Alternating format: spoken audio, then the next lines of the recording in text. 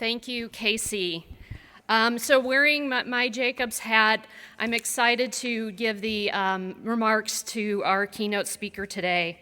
But just for a little context, Jacobs' mission is to challenge today so that we may reinvent tomorrow. From all that we've heard and learned over these past few days, this statement rings so true. Not only is Jacobs focused on those tangible things, that we can see, touch, and experience, but also the intangible things: health, safety, welfare, justice, and equity. Though these items continue to be shed a light on this conference. The alignment between what we do every day in our professions and on this journey we embarked on together here today and over the past few days, as a matter of fact. Success and change depends on all of us and calls upon our leadership to go beyond. I am honored to be able to introduce our final keynote speaker, Julie Benezet, an accomplished woman with so many titles: entrepreneur, lawyer, psychologist, and coach. After practicing both psychology and law, Julie decided to explore real estate. She raised capital, developed strategies, galvanized change for a wide variety of organizations. In fact, one of those companies was Amazon. There she established their first global real estate organization. She spent 4 years as part of the initial leadership team that brought the company from the early steep ramp-up stage to its emergence as a thriving business. Now Julie has devoted her professional life to exploring the new, building businesses, and helping others do the same. She speaks, coaches, writes on leading change and living in the 21st century, also decoding human behavior in the face of that change. And to quote Julie, to lead in this age, you have to be comfortable in not knowing. So let's take one more journey together today, the journey of not knowing, the title of Julie's award-winning book. It is my pleasure to introduce Julie Benezet.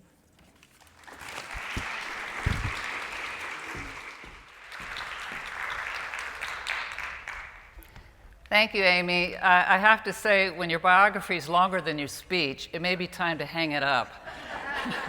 But here we are, and I'm delighted to be here. I think it is quite amazing and inspiring to have us all here. If you imagine if a year and a half ago, when we were planning this, I had said, we might have Plan B just in case we have a global pandemic. You would have thought, what is she smoking? But here we are. Sorry. Built environment, I have to move the furniture around. Here we are 18 months later, having weathered and still weathering a global pandemic that changed everything. Who would have imagined 18 months ago that we would be able to be home to work all the time, those of us who could, have to cut off all outside activities and depend on a buggy program called Zoom for our connection to the human race?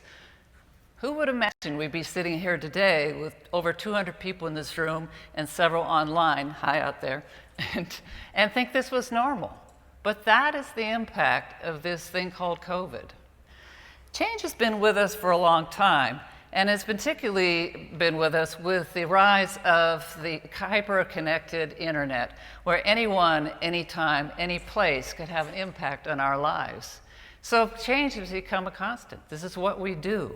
And yet, if we're really honest about it, most people hate change, because even good change, you don't know how it's going to come out, and you don't know how you're going to come out in it. So people have gone at length to avoid it. In people's business lives, change happens all the time. Companies get acquired, they reorganize, their chief customers will change up their requirements. And what a lot of us have found ourselves doing is to sort of tweak it here and tweak it there, but not do anything that's outside of the known. What we do is we go through the things that just keep us safe and do not challenge the risk-taking stuff of raising the game with new ideas. Then came COVID, and everything changed. And the problem is, change is now here to stay. And we now have to figure out what to do with it. And we have to see it as an asset, not a liability. And in a sick, strange way, no pun intended, what the gift of COVID, it has made us have to make changes whether we liked it or not. But if you take what you have been learning about yourself and the world as a result of this, you didn't get to sit and debate with yourself whether you're going to work home and how that was going to go. You didn't have to debate whether, you didn't have any debate about whether you're going to use Zoom. You had to go learn that ever-changing, ever-buggy program. You ever get the impression I don't like Zoom? Why does it always trash your exhibit at the last moment? But that's a different speech. But we take that and say, okay, how do I get into something where I can choose what I want? And I can take the nervousness that I had to put to the side or live with to make the changes to endure COVID and move into something better to lift the game. So what is leadership? Leadership is a very simple concept. It is a question of having a new idea and getting other people to come along with you.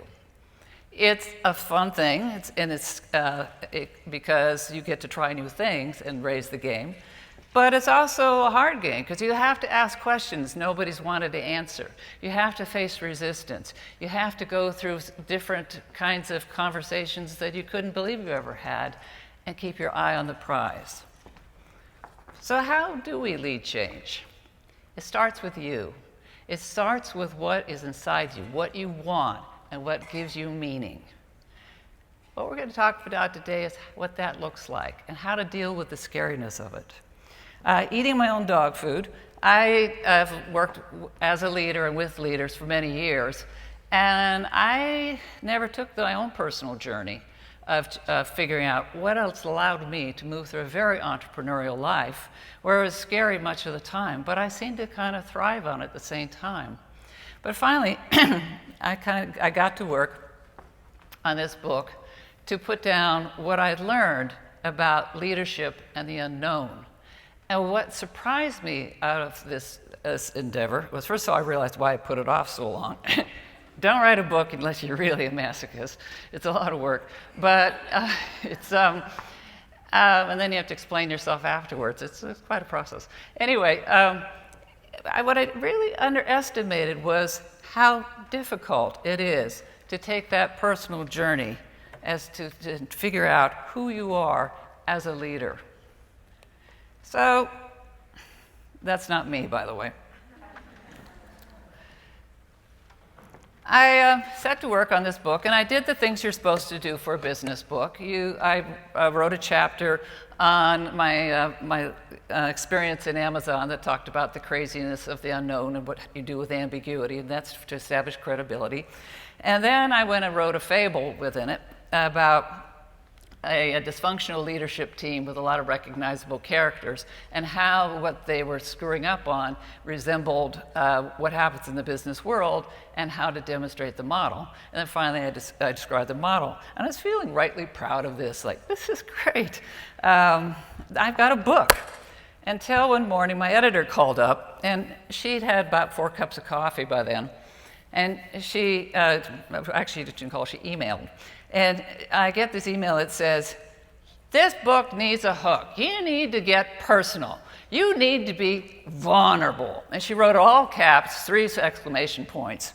Looking at this, I said, after 35 years in business, I don't do vulnerable. All caps and all caps. And then lots of exclamation points. So she comes back and she argues, and then lots of exclamation points are flying around. And by this time, I'm on my 2nd cup of coffee, and she's probably on her 8th, and we called it a draw. But I found myself throughout the day thinking about what she said. Something just was sitting in the back.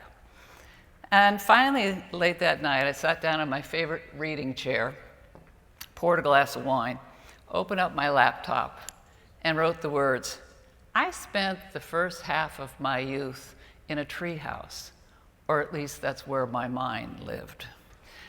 And I don't know why those words came to me. It's not like I thought about tree houses every day, but I was influenced as a kid by this book that came out, and it was advancing the radical notion that instead of girls spending their time giving tea parties to their dollies and wrapping birthday presents with surgical corners, mine are always bunched, there was this notion that you could go out and climb trees. I went, whoa. Now, at the time, I was busy climbing garage roofs and jumping off them, and occasionally wrenching my neck. But I thought, this is a pretty great idea. Now, as a subpoint, you notice in this picture that the girls are both wearing skirts. And this was the not so subtle message that was common when I was growing up, that it's okay if you go do this tree bit, but make sure that you understand that when you become a teenager, you need to become a lady. But I skipped that part. And I went outside and picked my favorite maple tree. And I went and grabbed a ladder and put it against it. This is the actual tree, and which is still there, which is so wonderful. And I climbed up and sat on the first horizontal branch, and I saw paradise. I looked across the neighborhood. I realized all the different yards I could see. I could see what people were doing. And it was this wonderful, dreamy place. I lived in Colorado Springs at the time, and it was a boom town. And I was really excited about what would happen to this boom town. How many people would come here? What would the neighborhoods look like? And what's going to happen? And it's all very exciting to me. But then I got practical, and I climbed down, and I went and designed a tree house, and I handed it off to my older brother. And here, could you build this? And he was always indulging me. He was a big, sweet guy. And he goes, sure. So he built me a tree house, and every year we renovated, a new drawing and so on. And there we were. But the things at school were a little different. So when I went to school, I was a shy kid. And the teacher sort of decided I needed leadership development. So she gave me the things that positions that were offered at the time. I could be editor of the school newspaper, blackboard, chalk monitor, safety patrol, and so on. And so I did those things. But recess was different. And when we got to recess, there were two main industries in Colorado at the time. It was ranching and military. And the recess games reflected those industries. So many days we played Roundup. And Roundup was the boys were the cowboys running around with ropes to lasso the cattle. And guess who the cattle were? You got it. Lovely. And then very special days, the word would go around, we're going to do war today. And people go, oh boy. Well, I never quite figured out what the rules of war were, but it seemed to consist of the boys were out there running around with four-finger guns, yelling at each other, and the girls were crowded on the concrete steps on the back of the school. They were the nurses. Now, the boys were delighted not to have us messing up the playground, so they never came to the nurses. So the girls would stand in this little scrum at the top of the concrete steps and debating who was the prettiest girl in the class. And they talk about hair and dresses and all this stuff. And I was a redhead, so I knew I was not a contender. So I just sort of sat. We had rules that you also couldn't wear anything but blue and green. I remember finally one day I sort of said shyly, what about me? And the biggest enabler of the most popular girl looked at me and said, oh, don't be silly. So I went home depressed. Crawled back up in my tree house, sat there, moped for a couple minutes, and then started to dream again. Well, I was age 12. I climbed out of my tree house for the last time, and it's not because I didn't like it, it's because my family moved to California. But then things changed. Sometimes you have to go through the dark to find a new place of light. And 4 months after we arrived in California, my older brother was hit by a car and killed. And it was, of course, devastating to everyone. And my family went dark. Everybody was silent, and words are not spoken. And at a time when you think we'd be wanting to help each other the most, there was just silence. And this went on for months, and I didn't know what to do. I was just sort of coping. Until one night, my father came into my room and said, handing me this magazine, says, "Here, you might find this interesting." And it was the first issue of the magazine, Psychology Today. And I don't know who the art director was, but they had a fabulous, edgy cover. And I looked at it, okay, and he left the room. And until that time, I had spent my time reading books on rocks and minerals, butterflies, ancient Mayan civilization. And here was this magazine all about human behavior. So I started to read through it, and I was first of all looking to figure out myself. But then I realized, wow, this applies to everything. And I had the growing insight, it took years, but that no matter how big your dreams, how incredible your strategy, you cannot put it in place if you can't solve for the human equation. It affects everything. Because to get something done, you have to figure out what people want and then convince them to help you make it happen. And that's a very psychological thing. What didn't change was my love of the new. And so when Amazon came along in 1998 and said, "Would you be our first global real estate director?" I said, "Sign me up." And here was this scrappy adolescent company where there are no fixed points, new industry, new company. We had 30 new people arrive at the headquarters every week looking for places to sit. There weren't any. New way of working, that working 24/7 globally was still a new concept. And to me, it was pretty exciting. But it meant you had to make it up all the time. And I was like a kid in the candy store, but I didn't expect some things.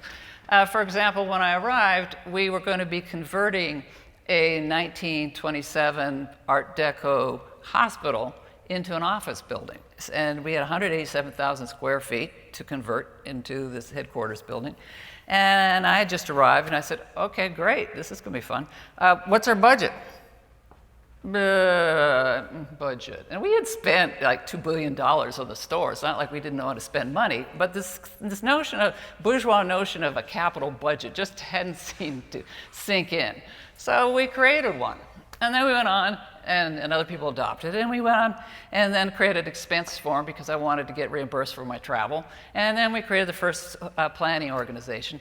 And that was the fabulous thing about it, is because you had to keep making it up and experimenting. And that was really an amazing preface to working in the 21st century. So it also changed my notion of how I looked at leadership. This is where you get to use your outdoor voices. Imagine you're the person standing there looking at this labyrinth. What would you be feeling? Anybody want to shout out what they see while they feed? Overwhelmed. Overwhelmed. All right. Others? Intimidated. Anxious. Any others? Let's get it done. Let's get it done. All right. Any others? This is a metaphor for leadership, whereas management is about known quantities. There are only so many ways you can create a budget. You may have some issues, and I'm not saying it's not stressful, it's figuring how much to put in the contingency account, but there are tools that you can bring to bear. If you're negotiating some kind of contract, there's only 5 ways to get money out of somebody else.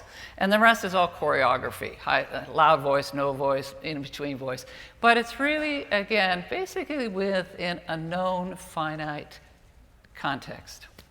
Leadership, by definition, is unknown and has finite possibilities. When you go through that labyrinth, you don't know which turns to take, you don't know if they're going to be lit, you don't know if it'll be dead-ended, or whether it's going to lead you out the other end into something greater.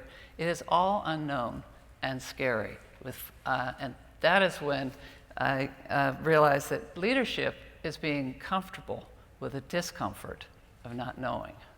It's part of the deal, and as uncomfortable as that is. So an important thing to realize, and I've listened to so many other sessions, and it's all about change, and it's the change that came to us and the change that we're going to create. But an important part of change is intrinsic to it is that discomfort. However, whether it's excitement because let's get it going, whether it's anxious, whether it's total fear, but there's something about it that says, I don't know what's going to happen here, so I better be okay with that. So what I'd like you to think about is something in your life, and it could be anything, sort of, will I get the promotion even though I'm working remotely right now? Will I get this new deal? Will my company support me if I fire this favorite client of ours but who never bothers to pay his bills? But something that you say might be going to happen, but you don't know what's going to happen for sure, and why does it make you feel uncomfortable? So what I'd like you to do is for the people in the room is you're kind of paired. If you're not paired, go make a buddy. Or if there's three, that's fine. Take 3 or 4 minutes to answer this question and talk it out with each other, and we'll come back together, okay?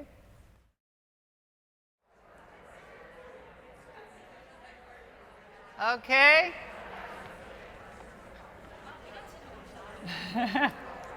All right. I'll come back together. I'm going to apologize to the people who are dialing remotely. I was going to suggest you take pen to paper, and I hope you at least spend the time thinking about it. For those in the room here, did anybody who have a problem coming up with an example? You? No. You saying you had trouble or you didn't? Yeah, you had trouble. Okay. Well, you live a charmed life, but no. Some quick words that describe why it makes you uncomfortable. Anybody want to share the words?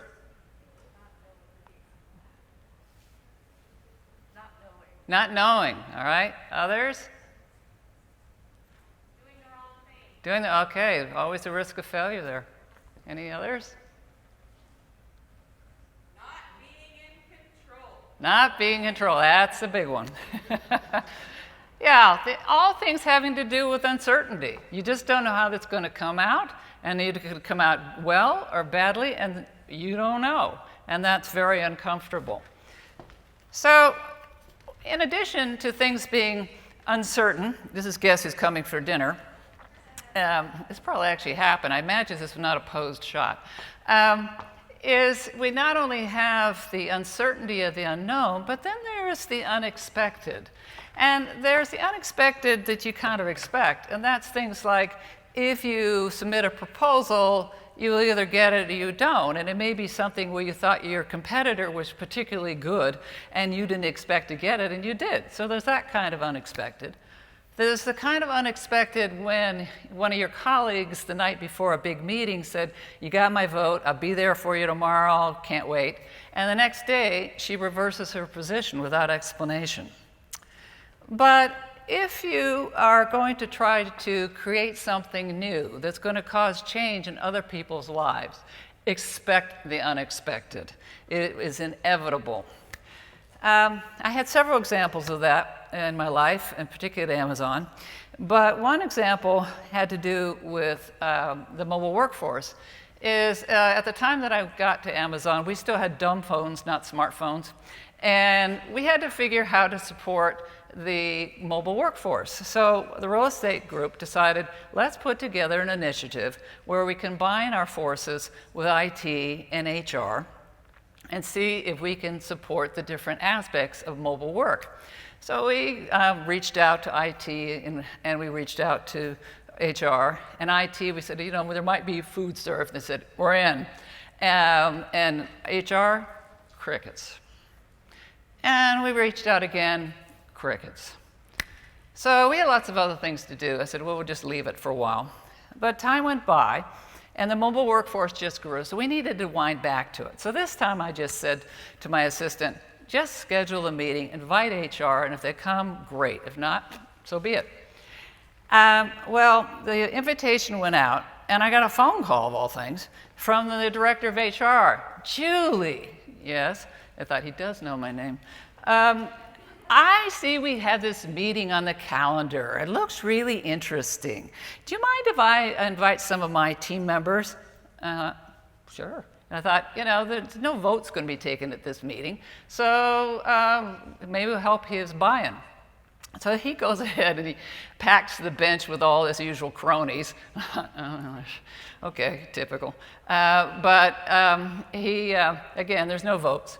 So 25 of us gather in this large meeting room, and the HR guy comes and plops himself right down next to me. And just before the meeting was about to begin, he leans over and he says, "Do you mind if I open the meeting?" Well, that's plucky. And I thought, well, again, how naive could I get? This helps his buy-in, sure. So he stood up, and he looks around this room in this very pompous way and said, "I am so happy I could talk Julie into doing this meeting." And while I'm trying to process what I just heard, two of my teammates across the table were staring at me like this, wondering how long this guy had to live. And I have to admit, I was kind of thinking along similar lines. But I didn't think our initiative would be helped by having a floor fight right out of the box. So we sort of limped through the rest of this meeting. But I walked away from there saying, well, that was interesting. And it was a perfect example of what happens when you're dealing with the unknown. The way you deal with uncertainty of the unknown is you have to learn. You have to learn all you can about your target group and your target issue. Because if you don't, your strategy most definitely will fail. So you have to spend time on it.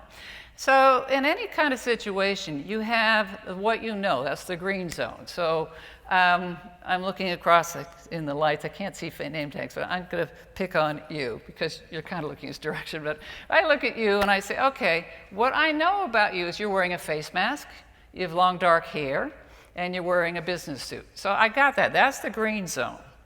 But what I don't know is if your hair is really blonde, if you dyed it. But I could ask you, and you might tell me. I don't know if you're getting what you need out of this speech, so I can say, how's this going for you? Oh, she likes it, that's good. But that's why I picked her. I'll get you a glass of wine later. It worked. But that is something I can discover. But another thing that I don't know, and she may not know, is that I resemble her most loathed second cousin. And she may not know it, and therefore she hasn't access to that information, but it's affecting how she's watching this speech. Or she knows it and she's embarrassed to tell me. But I have to be peaceful with the fact that there are things that are going to land in the red zone, and you're just going to have to live without that information and know it could be running in the background, but you make your decisions with the best information you have. You're never going to get perfect information. You get enough and you go. In this case of the HR director, I knew he fobbed us off for a few months instead of responding to the meeting. That's green zone. I knew that he stood up next to me in the meeting and told a bald-faced lie. I got that one down. But I didn't know why. That's the blue zone. And so I could ask him, and I actually went and visited him the next day in his office when my blood pressure got down, and I said, why did you, good meeting, and he said, why did you say that thing about blah, blah, blah? And he says, I said that. I thought, okay, he's not going to tell me. So we went into the red zone there. And so I had to make my decisions accordingly, and one of the decisions I made, I had to absolutely work around him. But this is how you educate yourself to move forward in the face of new ideas and navigating them. To navigate the unknown, I'm now going to give you 4 rules of the road to help you wander through the uncomfortable and bumpy road of the unknown. The first is to pursue your dreams to make something better. As you've been talking about for the last 2 days, there's so many things in this world that could be a lot better. And it's important to land on one. You don't have to find a new element on the chart of elements of chemistry, but you come up with something that improves lives. And we have lots of possibilities. In the world of real estate, all of these, you know, we've redone outside spaces and made new kinds of retail corridors. We have new office arrangements. Are paying attention to health. We have ways of redoing how we do meetings when we combine the remote and the live. We also have, because of the COVID and people losing their jobs in Southern Oregon, where I live, we had a large fire. And so we have a large constituents of unhoused people who, and many of them were unhoused to begin with. And there are also all these empty motels. So this Aura Center was an organization I'm a member of, where we got the first grant in the state of Oregon to buy a motel, to put up 57 families in transition and help them back to stability. So a lot of things are happening that give us new ideas to make something better. There are also, I'm going to go back a bit. Well, I'm not sure how to reverse this, but I'll just, the last thing was organizationally, thank you. So, okay, so now this is right. We had this conversation before about we all have our personal clickers, and I was told, bring yours. I did, and I'm not using it. There's also organizational possibilities. There's not only different places and ways to work, but we're really looking at diversity in a much more serious way. It's not enough to talk about it, as people have been talking about in the last 2 days. You got to do something. You have to build a pipeline. You have to take chances in new people. You have to champion them. You have to train them. So there are many opportunities there. And then there are a lot of personal opportunities. Being away from your colleagues has given a lot of people time to think. And I can't tell you how many people I know in the business world who are changing careers, changing companies, changing their work style, just something that is more personal to them. So many opportunities. So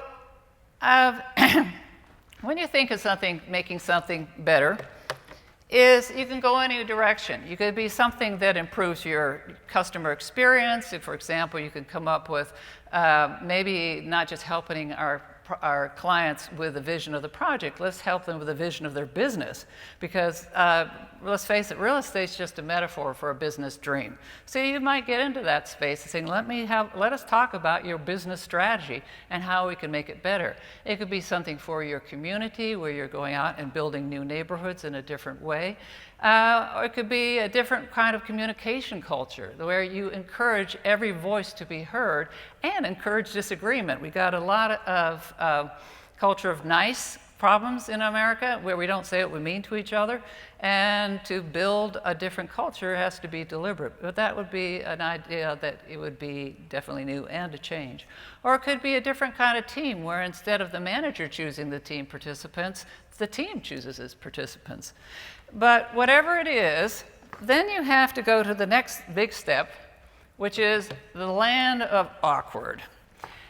There are reasons why these problems exist, and there's reasons why people haven't been talking about them. And you're about to find out why. So when you show up with your questions as to what's going on here, because it's the only way you can crystallize your idea to increase its chances of success. So you got to go and learn about your target market. But it means you go into places and have to ask questions that usually begin with the words, so why? So why is it that, fill in the blank for your most dysfunctional department is still around despite the fact they haven't made a profit in years? So why is it that Joe Schmo always speaks on behalf of our company when there's a bunch of us who want to do Toastmasters and go out and represent it? So why is it that there is no formal pathway to leadership in this company? I can't tell you how many companies that come where it's kind of this, friends of Jill or Joe. And people are ambitious and they don't know where to take that ambition because there's no formalized path.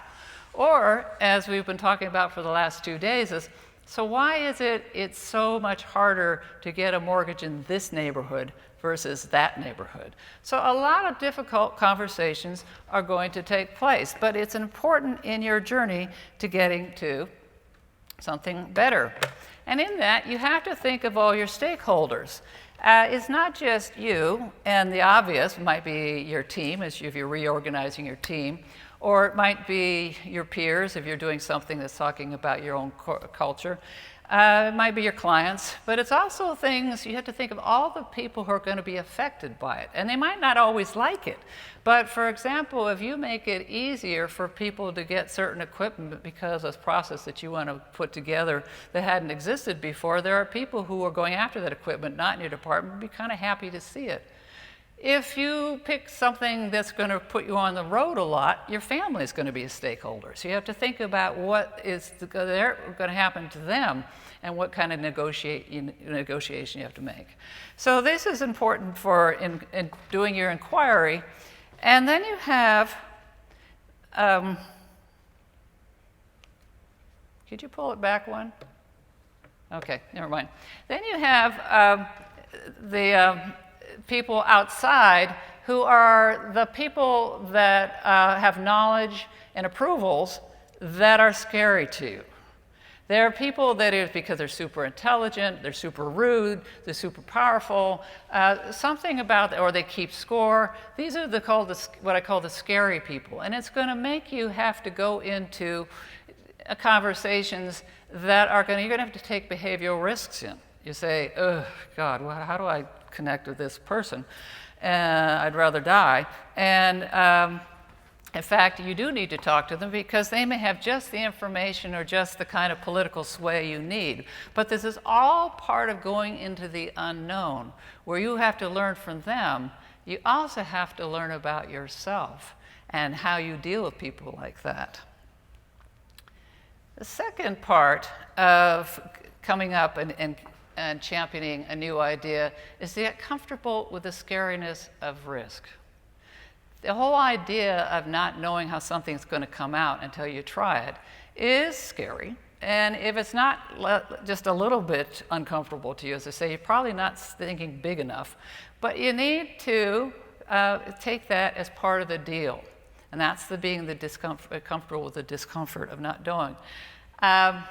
If you were standing in the beach and in the water, and this wave rises up in front of you, what would you do? I know we're in Missouri, but imagine this. Yes? I dive into it. You dive into it, okay? What would others do? Run away, okay? Well, yeah. So you don't have a lot of choices here. But you can either let this thing pick you up and slap you on the beach and run you up and then take you back under and really let it take charge of your life, or you can, as someone said, dive under it. And when you dive under a wave, those who've done this, one or two things happens. One is you come up the other side and there's another wave waiting for you. Yeah, you know this. Or there is a wide ocean. And this is really what the look of risk is when you're taking up something new. Is if you're going to try it and just, okay, is no guarantee what's on the other side, but you don't know until you try. Adam Bryant, for 10 years, interviewed CEOs of diverse industries, and he was just learning about leadership. And when he finished all these different interviews, he went through and said, what are the themes that are bubbling to the surface? Because he didn't have an agenda when he made these interviews. And it turned out there were three key things about leaders. And the key thing that is relevant here is that discomfort was their comfort zone. So again, if you do the entrepreneurial thing and try something new, is prepare yourself not to feel cool as a cucumber, because then you're going to miss it. And of course, then there's the land of resistance. You all know these people? When you come up with a new idea, other people are just uncomfortable too. And so they're going to have reactions like, well, that's stupid. Or the passive aggression one was, "Yeah, that really sounds great." And then your mouth does never quite moves. It's just this big grin and noise comes out. It's great. But, I'm sorry, I just have this other project I have to do. Or the one where they said, yeah, sure, right on it. And they give you the most tepid performance they could possibly come up with. But that is what you have to deal with their discomfort as well as your own and call it what it is. And here's your scary people. These are all the people that are going to get you going. And my favorite is the one at the bottom. The woman's like this, who keeps score on everything that she says, yes, I'll tell you, but I'm going to remember everything and later on. So I didn't say they're pleasant people, but they are people, again, that could be scary to deal with, but at the same time, it's important to your initiative. The third one is, while you're taking these behavioral risks, is to not shoot yourself in the foot. And that is, in this discomfort zone that you've entered, that there is a tendency when it gets going to want to run for cover. And so you go and engage in these defensive behaviors that will give you near-term comfort, but they'll take you off the roadway to your bigger bet. And the whole idea of this thing is to move through your fear and be able to get to another place, and along the way, to not get caught up in these things. And these are very ordinary behaviors. It doesn't mean you're psychologically ill, it just means you're a normal human being trying to have some kind of life. There are a lot of them, but here are three of the most common. The first is micromanagement. Now, if you don't know what micromanagement is, you've never worked. And we all had the pleasure. Sometimes I have people role play it, but we don't have enough time here. But nobody has any problem coming up with the scripts. But the thing with micromanagement, it is fear of losing control. That when you get into putting in place or trying to a new idea, it takes time and it has its own rhythm. It doesn't have a schedule that comes with it. That idea is going to unfold on its own terms and its own time, and you have to deal with that discomfort. But what happens with micromanagement is you want automatic feedback. How am I doing? How am I doing? So, for example, if you're engaged in a really tricky proposal, instead of thinking about if this proposal is really going to work, you have people like, would you please go get the drafts we used last time, and I want a staple on the side, not at an angle, and hey, would you make an appointment over at the city, and don't talk to Gail, she's a loser, talk to Susan, and just directing traffic in a way that's not productive, and your team is busy going into a fetal position and completely disempowered. And the person that's doing it has the illusion that they're actually achieving something. Stephen Colbert, anybody heard Stephen Colbert? A minor fan. He was a micromanager, self-confessed. And what he used to do was he was constantly rearranging the lights in the studio, picking the paints for his dressing room. And then his show was very carefully scripted. Well, that changed on the night of the elections in 2016, when Stephen Colbert, like a lot of other people, thought Hillary Clinton had won, and he had his opening speech all around Hillary. And an hour before showtime, the word came in that, okay, guess what? Hillary didn't make it. And he's there with a script that's irrelevant. So he had to just discard the script, and he walked out on stage and he just spoke from the heart. And it's interesting if you're a fan of Stephen Colbert's, to look it up on YouTube, because he just went to a totally different place about how he's feeling, what he saw as the consequences, and so on. It's a very different kind of thing for him. And the ratings went up, and he realized that not only was it more successful, but he felt more genuine. He learned that he needed to access that in himself. And so he abandoned that, changed his format. He's now #1 in the ratings, and somebody else is taking care of the lights and the paint in the locker room. The second is personalizing. Personalizing is confusing your value with the value to the enterprise. And it's really easy to do. But it's, for example, if somebody, you give a speech and then afterwards your manager comes up to you and says, that didn't go so well. Now, no points for diplomacy on the manager's part, but if you're a personalizer, you'll take it on as a reflection on your self-worth. And you go to a place that, oh, I'm such a screw up, oh my God, I can't believe it, I'm terrible, blah, blah, blah.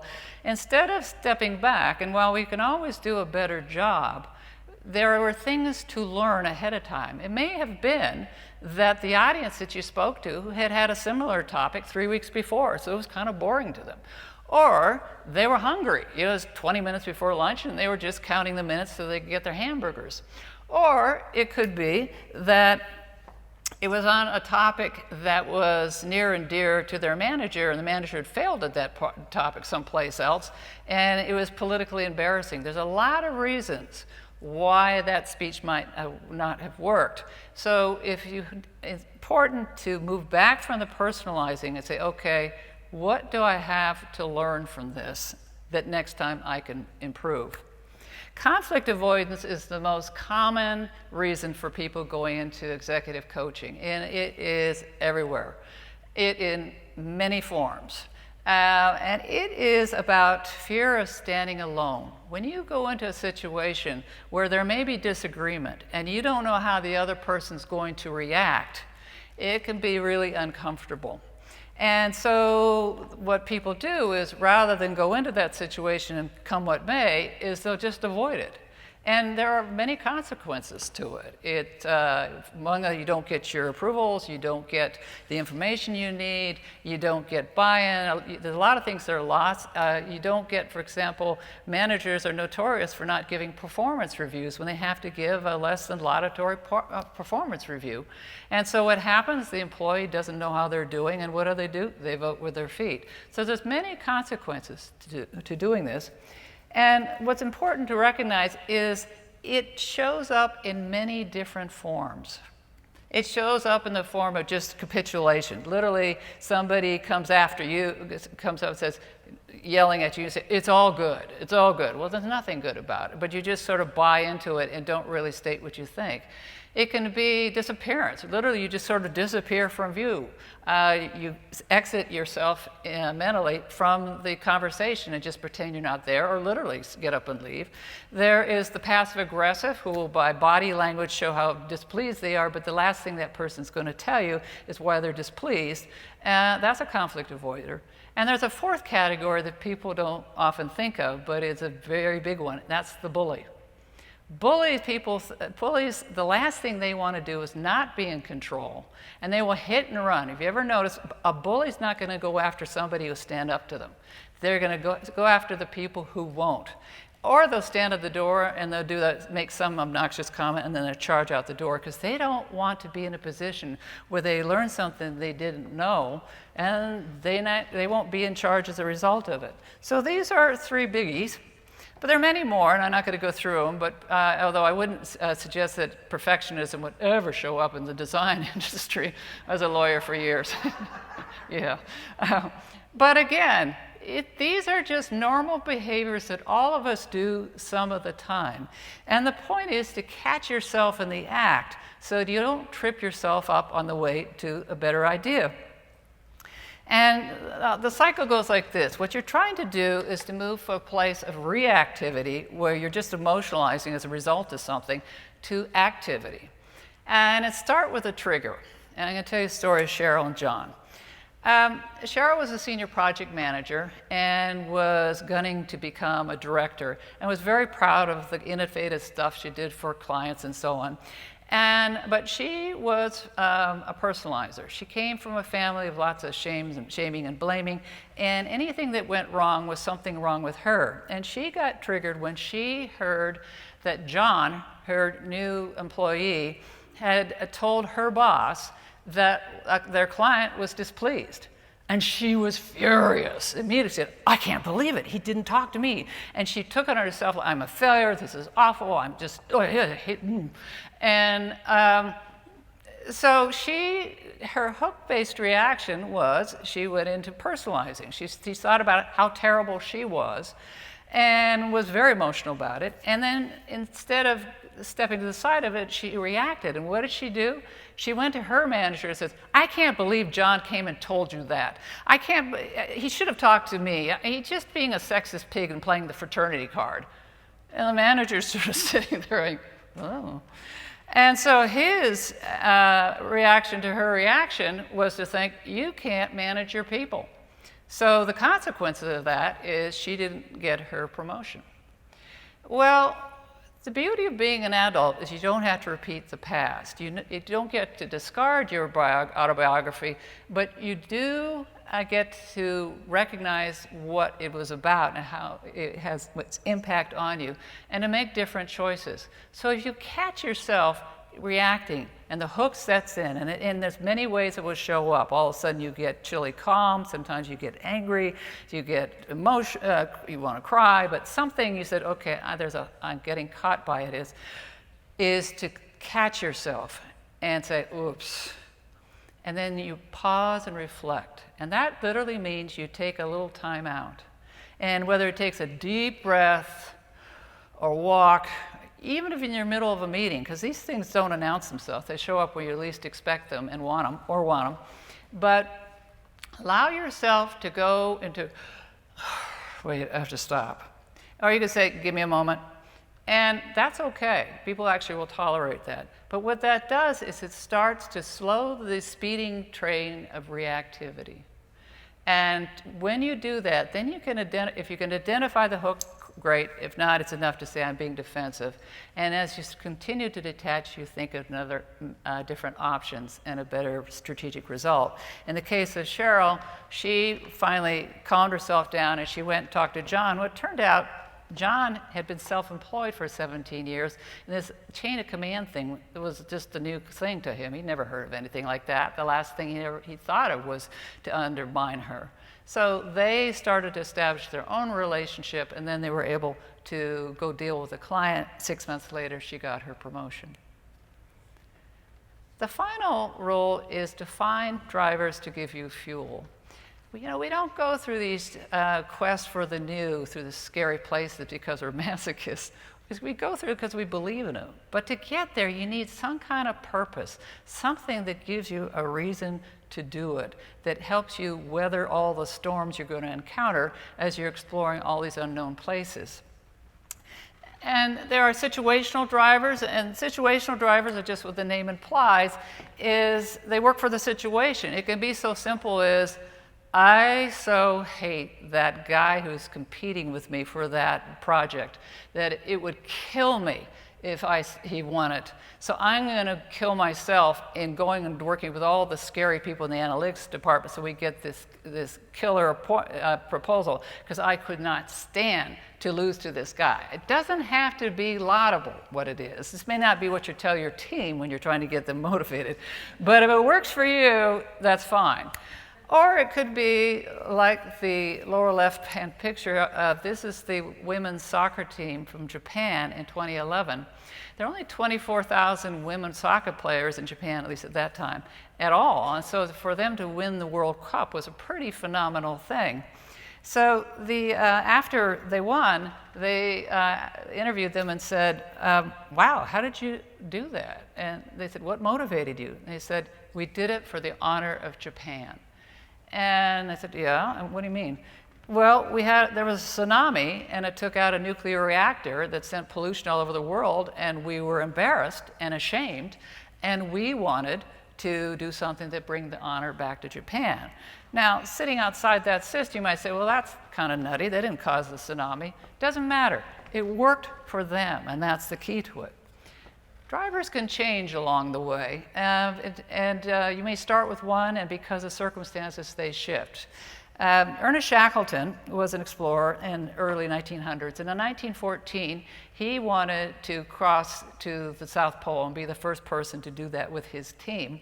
And it would give him glory in the British Explorers Club, and that was his driver, so he's pretty excited about it. Of course, there's the unofficial reason, too. There was a certain actress in New York that Mrs. Shackleton wasn't too thrilled about, so Mr. Shackleton had to get out of Dodge. So that's kind of in a footnote.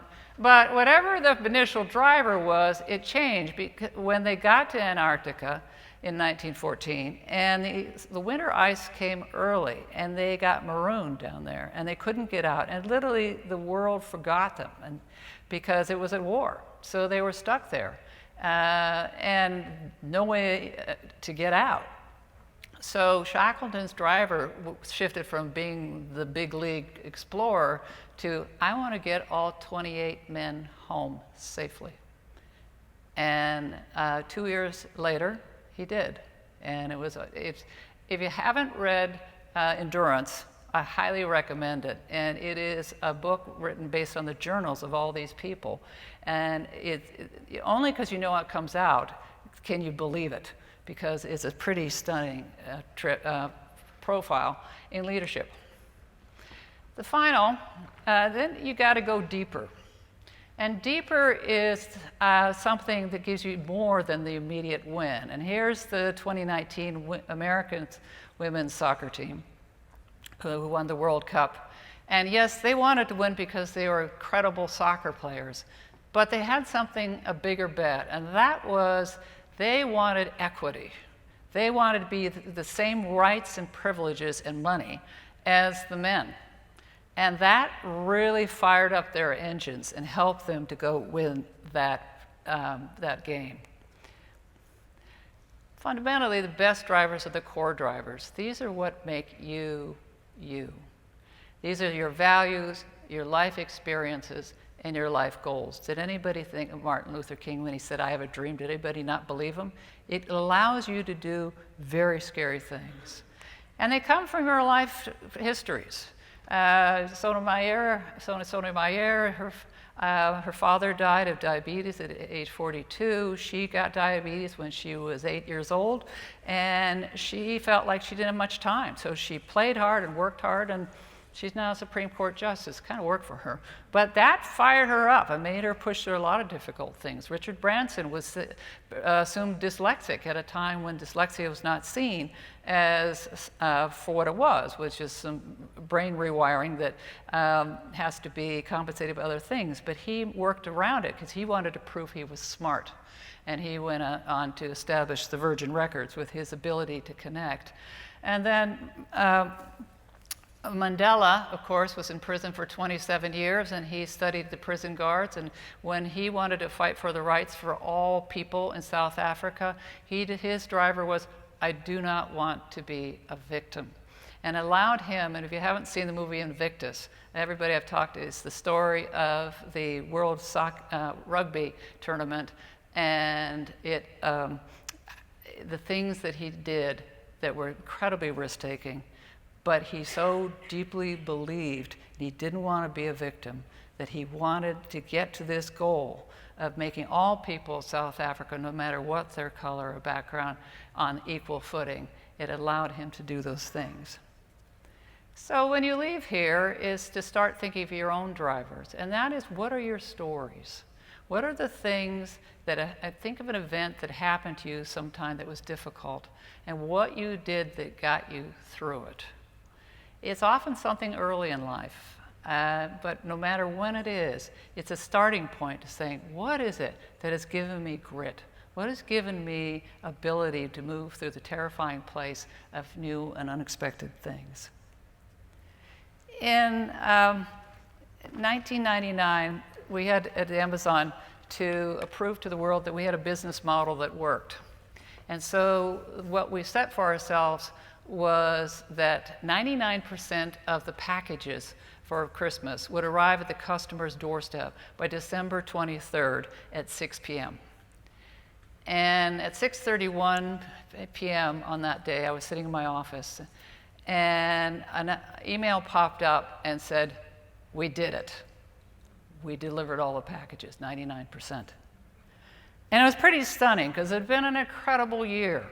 And I remember just standing up from my desk and walking out into the hall, and coming from the other end of the office was 5 members of the operations team, and we had put up 10,000 fulfillment center, 10 800,000 square foot fulfillment centers with 10 miles conveying and new software, just a jillion things.